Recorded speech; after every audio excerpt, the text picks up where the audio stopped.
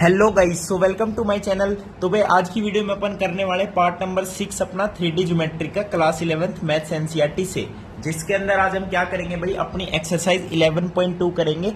तो half half parts में divide कर दी, तो 11.2 के इस वीडियो के अंदर 7 क्वेश्चंस करेंगे, 7 या 8 कुछ, ठीक है भाई। तो फटाफट भाई अपने फ्रेंड्स को ये वीडियो शेयर कर दीजिए और मेरे साथ जुड़ जाइए एंड चैनल को भाई सब्सक्राइब जरूर कर देना, आपका ही क्या है सारा सपोर्ट है। तो अपना फर्स्ट क्वेश्चन देखते हैं 11.2 एक्सरसाइज का क्या कह रहा है। एनसीईआरटी से देख रहे हैं भाई, तो एनसीईआरटी बुक अपनी ओपन करके आप रख सकते हो अपने साथ। तो क्वेश्चन कह रहा है show that the 3 lines with direction cosines. अब 3 लाइन्स हैं, आपको डायरेक्शन कोसाइंस दे रखे हैं, क्या क्या, 12/13, -3/13 एंड -4/13। ये फर्स्ट लाइन के डायरेक्शन कोसाइन है। ऐसे दूसरी लाइन है, उसके क्या है, 4/13, 12/13 एंड 3/13। और तीसरी लाइन के जो है वो है आपके पास 3/13, -4/13 एंड 12/13। तो हमें शो करना है कि ये जो 3 लाइन्स है L1, L2, L3, ये आपस में क्या है, परपेंडिकुलर है, ये हमें शो करना है, ठीक है। अब देखो भाई, ये तो देखे डायरेक्शन कोसाइंस। अब मैंने बता रखा है अगर L, M, N direction cosines होते हैं तो मैं क्या लिखता हूं, L is equals to A lambda, M is equals to B lambda, N is equals to C lambda. यानी बोल सकते हैं A और B यहाँ पे क्या है, डायरेक्शन कोसाइन है, ठीक है। अब देखो L बाय लैम्डा करोगे तो डायरेक्शन रेशियो A आएगा, M बाय लैम्डा करोगे तो डायरेक्शन रेशियो B आएगा, N बाय लैम्डा करोगे तो डायरेक्शन रेशियो C आएगा। अब देखो भाई खुद भी बोल सकते हो, ये चीज सोच सकते हो, क्या सोच सकते हो बताओ भाई मेरे को। डायरेक्शन रेशियो की जब किसी सेम चीज से मल्टीप्लाई करें, अब सब में 1/13, 1/13, 1/13, 1/13 सब के अंदर है, तो यानी आप अलग से भी क्या बोल सकते हो कि 12, -3 एंड -4 ये लाइन L1 के डायरेक्शन रेशियोज हैं, बोल सकते हो। प्रोपोर्शनली तो होते हैं भाई आपस में।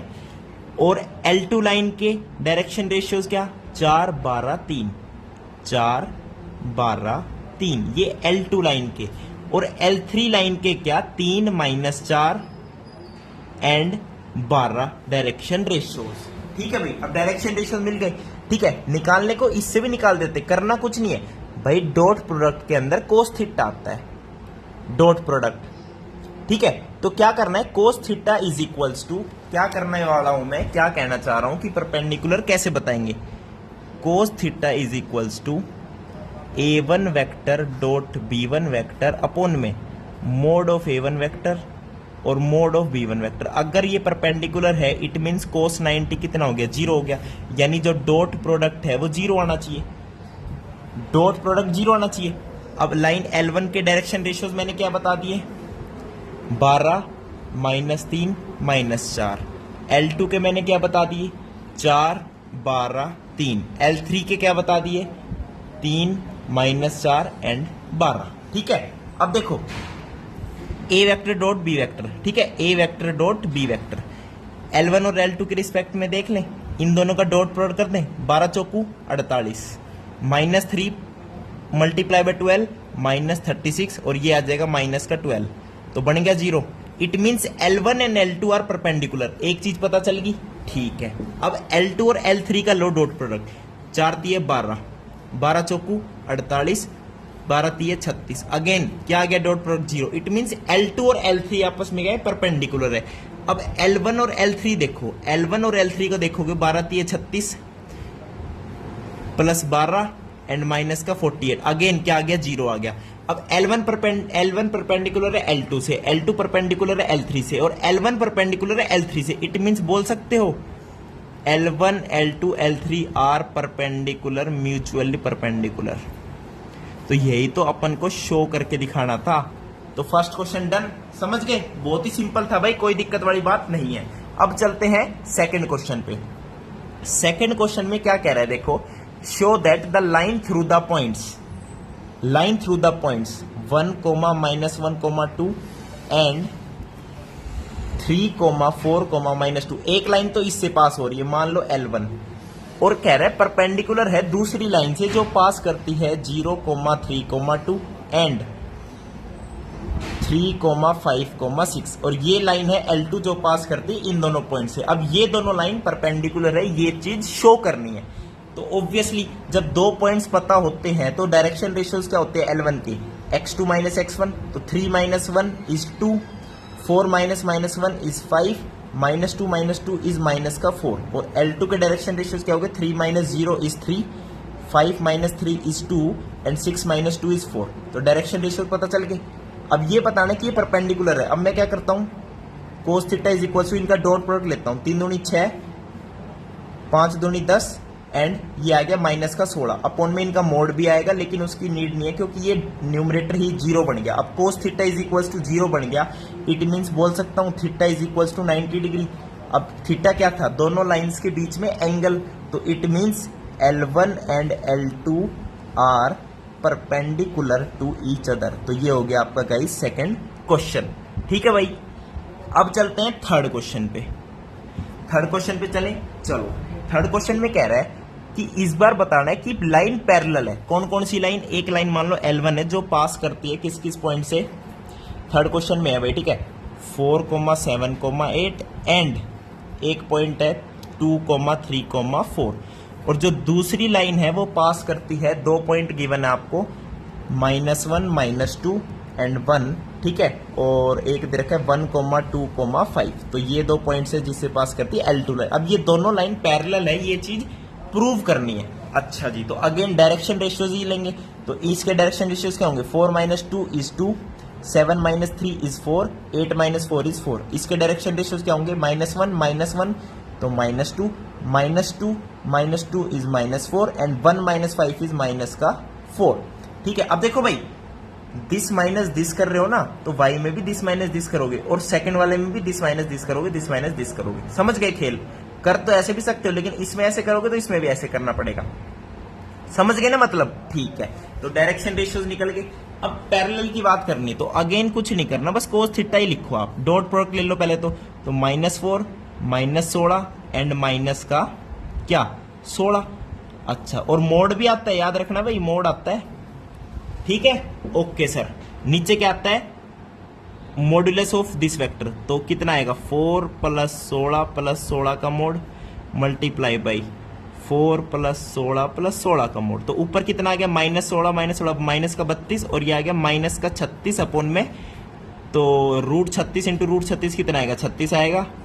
तो ऑब्वियसली बस कितना बन गया, ये -1 का मोड कितना आ जाएगा, 1 आ जाएगा। कोस थीटा 1 आ गया, यानी थीटा आ गया 0।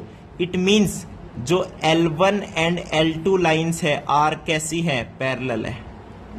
अब यहां पे ये मत बोल देना कि कोइंसिडेंट लाइन भी हो सकती है, 0 एंगल है तो भाई, कोइंसिडेंट अगर होती तो दोनों लाइंस अलग अलग पॉइंट से पास थोड़ी करती। तो डिफरेंट पॉइंट से अगर लाइंस पास कर रही तो ऑब्वियसली लाइन कैसी है आपकी, पैरेलल है। और सबसे बड़ी बात तो क्या है कि डायरेक्शन रेशियोज इनके क्या है, प्रोपोर्शनल भी है। -1 से मल्टीप्लाई कर दो तो ये डायरेक्शन रेशियोज इसमें कन्वर्ट हो जाएंगे। समझ गए? यानी डायरेक्शन रेशियोज जब आपकी प्रोपोर्शनल होते हैं ना, तो लाइंस आपकी हमेशा कैसी होती है, पैरेलल लाइन होती है। ठीक है भाई, अब चलते हैं फोर्थ क्वेश्चन पे। फोर्थ क्वेश्चन में कह रहा है कि इक्वेशन ऑफ द लाइन बताओ जो पास करती है पॉइंट से 1, 2, 3। ठीक है, and parallel to the vector, vector आपको गिवन है, जो बी वेक्टर होता है वो गिवन है 3i, 2j एंड माइनस का 2k। अब लाइन की इक्वेशन के लिए एक पॉइंट चाहिए और एक वेक्टर चाहिए जो उसके पैरेलल है। तो बस मान लो वेक्टर इक्वेशन लिखनी है, तो r vector is equal to, line की इक्वेशन लिख रहा हूं वेक्टर फॉर्म में, तो 1i, 2j, 3k प्लस में लैम्डा टाइम्स क्या आएगा, 3i plus 2j minus 2k। तो ये वेक्टर इक्वेशन बनेगी लाइन की। लिखने को आप कार्टेशियन इक्वेशन भी लिख सकते हो। देखो, जब क्वेश्चन में कुछ भी नहीं दे रखा हो तो आपकी मर्जी है, या वेक्टर इक्वेशन लिख दो या कार्टेशियन इक्वेशन लिख दो। अगर क्वेश्चन में स्पेशल बोल रखा है कि कार्टेशियन इक्वेशन लिखो या वेक्टर इक्वेशन लिखो, तो वो स्पेशल आपको वही लिखनी पड़ेगी। आपको दोनों लिखनी आती है, नेक्स्ट क्वेश्चन में पता चल जाएगा दोनों फॉर्म कैसे लिखते हैं। ठीक है भाई, तो फिफ्थ क्वेश्चन पे चलते हैं अपने फटाफट भाई, वीडियो को लाइक भी करते रहो यार। ठीक है, फिफ्थ क्वेश्चन पे चलते हैं। फिफ्थ क्वेश्चन में कह रहा है इक्वेशन ऑफ द लाइन बताओ, वेक्टर फॉर्म में भी कार्टेशियन फॉर्म में भी। That passes through the point with position vector, point का पोजीशन वेक्टर ऑलरेडी गिवन है 2i कैप माइनस जे कैप प्लस 4k कैप, यानी बेसिकली पॉइंट गिवन है क्या 2, -1, 4 पॉइंट पता है। अच्छा, and is in the direction of, यानी उसके पैरेलल वेक्टर भी गिवन है क्या i cap plus 2j cap minus k cap. तो सबसे पहले अपन लिखते हैं वेक्टर की इक्वेशन। वेक्टर इक्वेशन क्या होगी, r vector is equals to point vector, point का position vector 2i cap minus j cap plus 4k cap plus में लैम्डा टाइम्स जो जिस लाइन की डायरेक्शन में उसका वेक्टर, यानी b vector i cap plus 2j cap minus का k cap. तो this is your vector equation. अब बात करते हैं कार्टेशियन इक्वेशन की। तो कार्टेशियन इक्वेशन भी सबसे आसान होती है, कुछ नहीं करना होता, जो पॉइंट से पास कर रही है 2, -1, 4, तो x माइनस 2 बाय क्या i कैप वाला यानी 1, y माइनस -1 तो y plus 1 by 2, z minus 4 by क्या k कैप का क्या है -1 है, तो ये आपकी बन जाएगी कैसी कार्टेशियन इक्वेशन बन जाएगी। तो ये है भाई 5th क्वेश्चन। अब चलते हैं गाइज अपने 6th क्वेश्चन पे।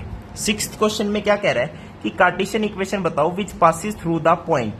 अच्छा, पॉइंट तो दे दिया जो पास करता है -2, 4, -5, यानी पॉइंट गिवन है। एंड कह रहा है parallel to the line given by, और पैरेलल है किस लाइन के, लाइन इस बार कार्टेशियन फॉर्म में दे दी जिस लाइन के पैरेलल है। तो इस लाइन के वो क्या है भाई, पैरेलल है, z प्लस 8/6 इस लाइन के पैरेलल है, तो पैरेलल है। अच्छा, तो इस लाइन के जो आपके डायरेक्शन रेशियोज है वो क्या है 3, 5 एंड 6। तो बी वेक्टर क्या मिल गया 3i cap plus 5j cap plus का 6k कैप। अब इसकी निकालनी कार्टेशियन इक्वेशन, तो बस पॉइंट पता है, ये पता है, तो कार्टेशियन इक्वेशन क्या होगी x plus 2/3 y minus 4/5 z plus 5/6। तो ये आपकी बन गई Cartesian equation. This is your 6th question. अब चलते हैं 7th क्वेश्चन पे। ठीक है भाई, 7th क्वेश्चन में कह रहा है कि cartesian equation of a line. अच्छा जी, cartesian equation of a line given है, क्या गिवन है already x minus 5/3 is x minus 5/3, ठीक है, is equals to y plus 4/7 is equals to z minus 6/2। ये लाइन की इक्वेशन ऑलरेडी गिवन है, किस फॉर्म में, कार्टेशियन फॉर्म में। आपसे कह रहा है इसकी वेक्टर फॉर्म बताओ। अब लाइन की कार्टेशियन इक्वेशन से देखो कैसे पता चलता है, पॉइंट कैसे पता चलेगा, लाइन के ऊपर एक पॉइंट, इसको 0 करोगे x minus 5 is equal to 0, x coordinate 5, इसको 0 करोगे y कोऑर्डिनेट -4, इसको 0 करोगे z कोऑर्डिनेट 6, यानी पॉइंट पता चल गया। एंड डायरेक्शन, जिस डायरेक्शन में ये लाइन है उस, यानी इस लाइन के जो पैरेलल लाइन है उसके डायरेक्शन रेशियोज कैसे पता चलेंगे, ये नीचे वाले होते हैं 3, 7, 2। तो बी वेक्टर आपका क्या हो गया 3i cap 7j cap plus 2k cap. तो अब वेक्टर इक्वेशन क्या बनेगी, r vector is equals to point का position vector 5i cap minus 4j cap plus 6k cap plus में lambda multiply by 3i cap plus 7j cap plus का 2k cap. तो ये बन जाएगी भाई वेक्टर इक्वेशन।